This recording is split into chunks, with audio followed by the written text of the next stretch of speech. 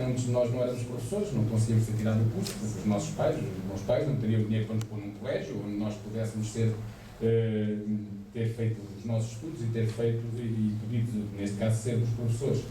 E eu comecei até, e na altura entusiasmou-me um bocado, muito poucos dias antes do senhor ter falado comigo, no final de uma manifestação, mais todas, nossas professores, há um casal já idoso que me apanha lá na rua e diz, professor, e tal, desculpa lá, então nós incomodámos, eu pensei logo, bem mais um ano. E a seguinte, não é isso.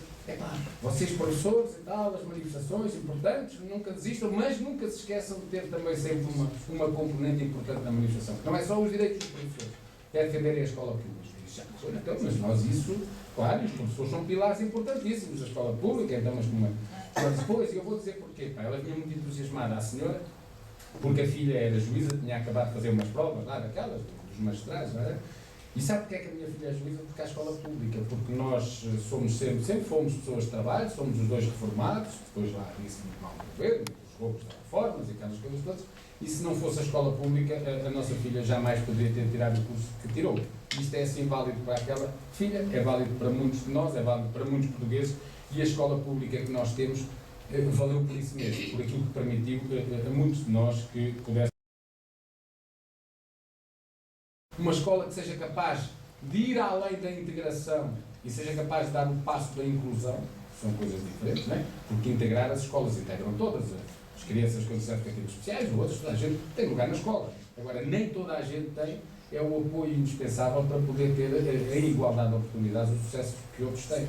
E, portanto, mas esta escola pública também conseguiu dar passos nesse sentido. Ela abriu-se, ao contrário dos colégios que recusam, não, ela abriu-se à diferença, tenta dar respostas, não consegue muitas vezes, porque o Ministério e as leis não deixam, mesmo que a autonomia das escolas achasse que deveria poder dar essa resposta. Aliás, é um problema que eu acho que é complicado, porque eu andei em muitas iniciativas no país, com as associações deficientes, a falarmos sobre as questões da inclusão. E fomos os professores, eu acho que de uma forma muito injusta, que foram muito acusados por muitos pais de não quererem os filhos na sala, de não ligarem aos filhos, de encostarem os filhos ao canto, não quererem saber, abandonarem, não serem capazes de dar a resposta. Tive uma situação até com uma mãe que é professora universitária até, numa das sessões, saiu depois de fazer um ataque brutal às pessoas, saiu a chorar à porta fora. E eu percebo da parte dos pais muita desta reação. Agora, eu acho que depois o que existe aqui às vezes, e muitas vezes, é de facto o alvo errado. Porque na verdade aquilo que nós hoje temos é uma escola que em muitas circunstâncias nem sequer respeita as próprias leis que existem. Portugal a esse nível foi até um país avançado, foi um país que se antecipou à Declaração de Salamanca, em termos legais, não é? Agora, a partir sobretudo de 2008, há passos de retrocesso que são aqui dados, nomeadamente com a saída do Decreto-Lei 3, com a imposição da CIF, tudo isso, e que são passos de retrocesso em relação àquilo que seria o caminho a seguir à integração, que seria o caminho da inclusão. E não, por exemplo, no nosso país, ter uma obrigação, em termos europeus, que tem a ver com a Conferência de Lisboa e que traçou objetivos a nível do cumprimento de metas educacionais até 2020 e que Portugal as deve cumprir e ter, nessa altura, 40% dos jovens dos 30 aos 34 anos com diplomas superiores, e em vez de criar condições para que as escolas básicas, secundárias, pudessem, de facto, num contexto de diminuir taxas de abandono, resolver problemas de insucesso, ter alunos preparados e capazes de ter acesso ao ensino superior, e nós temos uma taxa muito abaixo da média da União Europeia. Aliás, a senhora Merkel, ainda agora, a senhora Merkel, que tem uma taxa de 27% de licenciados na Alemanha, oferece como incentivo para o acesso ao ensino superior que os jovens que for ficam isentos de pagar propinas, e a Portugal, em que a taxa de licenciados é de 17%. Não são os jovens que pagam propinas brutais, como ainda por cima a ter a dizer que há licenciados a mais. Nós percebemos porquê. E isso tem a ver com isto tudo e com a escola pública. Tem a ver com o facto de se entender que as periferias não são propriamente onde o conhecimento tem de estar. As periferias nesta União Europeia são a mão de obra, essencialmente barata. E, portanto, o que nós temos que ter aqui é a formação dos trabalhadores para essa mão de obra, que ainda por cima não tem mal nenhum que fosse através das vias profissionais, desde que fossem qualificadas. E o grande problema aqui é que aquilo que se procura é que a nossa escola pública fique reservada para esse caminho, para as vias que não são as vias científicas ou humanísticas, isso é para outros, mas ainda por cima num quadro de pouca qualidade. E de tão pouca qualidade que, e para concluir o que eu há pouco dizia, como é que eles vão resolver o problema dos 40% com um diploma superior em 2020? Criando no ensino politécnico os cursos que eles agora têm, que o Sr. Ministro, nós todos conhecemos como as meias licenciaturas, os cursos de ciclo curto, que são cursos que, embora ministrados no ensino superior, e portanto vão conferir, vão dar graus, vão dar diplomas superiores de estudos superiores aos estudantes, mas não vão dar grau académico, nem sequer licenciatura, que até seria inferior à licenciatura antiga dos 5 anos. Portanto, são cursos, digamos assim, de natureza profissional, que não conferem grau académico, que não são premiáveis com os outros cursos de ensino superior, que, no entanto, vão permitir que o Governo diga que Portugal até já tem os estudantes com esses diplomas, mas graus académicos não, porque isso vai ser reservado para quem? Um pouco o modelo dos Estados Unidos, um pouco o modelo do Brasil, para aqueles que tiveram a possibilidade de ter acesso, nomeadamente aqui, aos colégios que eles vão reservar, obviamente, para alguns, e depois deixar que um ou outro de famílias menos abastadas possam ter acesso, até para dizer que também eles são para todos, mas aqui claramente apostando na privatização do ensino. E é remeter para o nível local quais são os níveis locais. Por um lado, as escolas, através dos contratos de autonomia, por outro lado, as câmaras, através do processo de municipalização. E atenção, porque nós às vezes não percebemos os puzzles todos, as peças todas num puzzle que encaixa. E encaixa. No processo de municipalização, e hoje percebemos, o mega-agrupamento, a constituição do mega-agrupamento, teve como objetivo, não o que diz lá na lei, tal, o percurso sequencial, prosseguir o pré-escolar até ao secundário, que é o que diz lá, que era o que já dizia no tempo da Luz Rodrigues, e esses eram contra, e agora eles puseram lá, mas visa, sobretudo, criar condições, e eu já irei lá, para o processo de municipalização. Tal e qual como o próprio contrato de autonomia. Aliás, não é por acaso que eles têm nos contratos, querem agora já assinar com algumas câmaras, a obrigatoriedade de todas as escolas e agrupamento desses conselhos, se ainda não o fizeram, porque eles pai empurraram já as escolas, têm que assinar contrato de autonomia. Que é até uma coisa curiosa, porque assim, as escolas vão passar a ter uma nova tutela, que é a Câmara, e vão assinar um contrato de autonomia com o Ministério, é a autonomia que vai sobrar para as escolas, e eu já irei aí num instante também, porque acho que isto é importante e, sobretudo, é preocupante.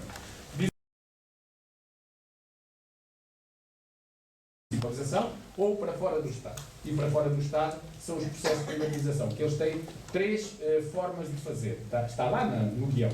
Cheque em si, já sabemos o que é.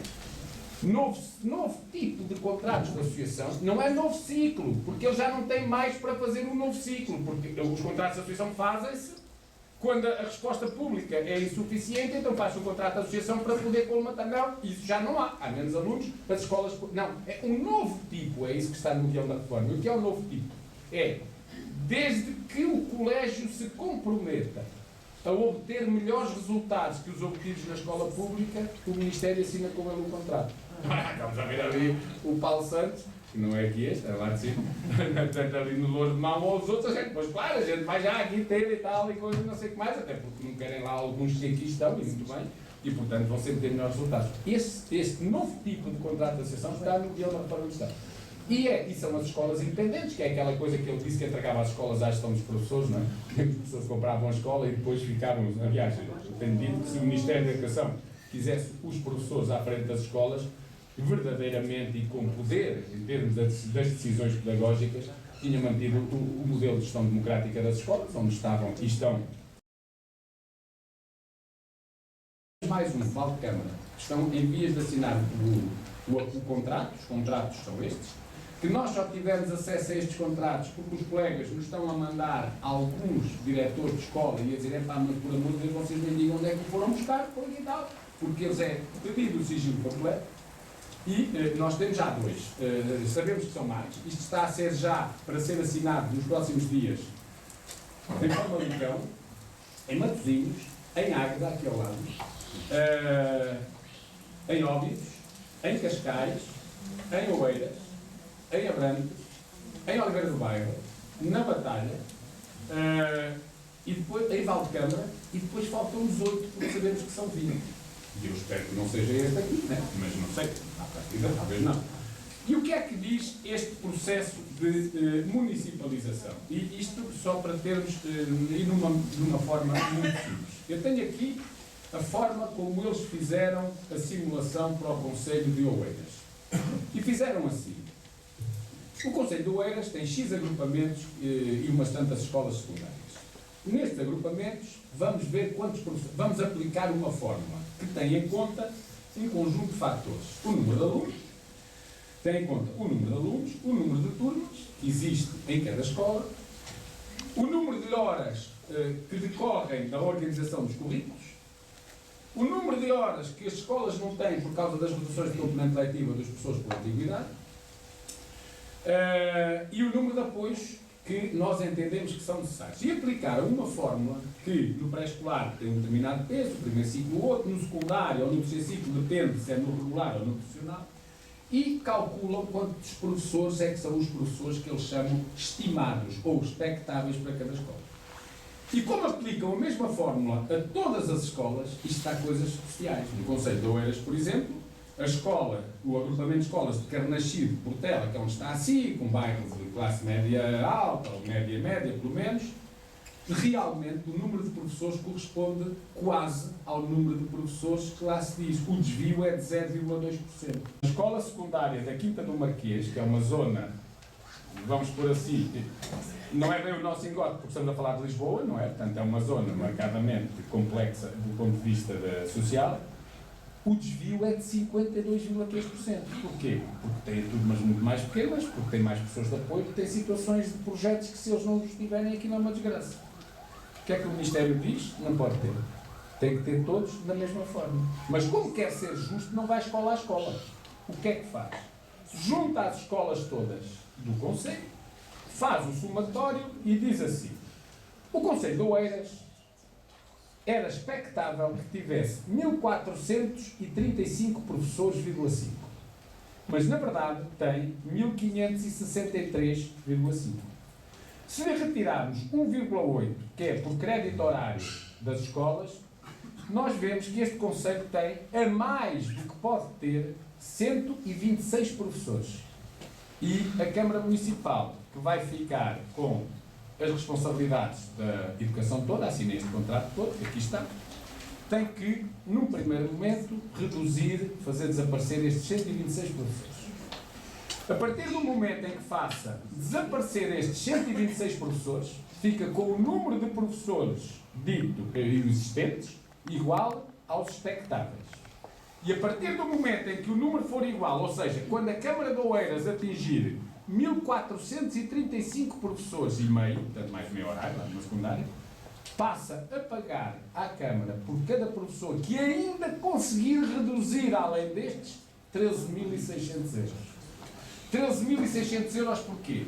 Porque o Ministério da Educação faz uma conta que põe aqui, que é um professor no índice 167, que é o primeiro da carreira, tem um salário que corresponde, é a cláusula 42 do contrato, um salário anual que corresponde a 27.189,42 euros. E, portanto, por cada professor que a Câmara de Oeiras consiga reduzir abaixo deste número, que é o número estimado, o Ministério, isto é como que nos filmes dos cowboys, quando assaltam um banco, é metade para cada um, né? É metade para o Governo, 50%, e metade dá à Câmara 13.600 euros. Para termos, e com um limite de quê? 5%. Portanto, no caso de Oeiras, quando eles atingirem os 1.435, podem reduzir mais 71 professores, que é o limite dos 5% de redução. E se o fizerem, se atingirem os 71 professores ao valor que a Câmara paga por cabeça, a nossa, a Câmara recebe 974 mil, a Câmara recebe do Ministério 974.740 euros, ou seja, quase 1 milhão de euros. A Câmara de Viseu, se fizermos ontem estas contas lá, era cerca de 1.100 milhões de euros. A Câmara de Coimbra não sei, é capaz de ter um pouco mais do que Oeiras, até de docentes, e portanto pode ir ao 1,5 milhão de euros. E portanto isto estamos a dizer que o Governo está a dizer é a câmaras falidas que lhes pode dar 1 milhão de euros se eles conseguirem pôr malta fora. E com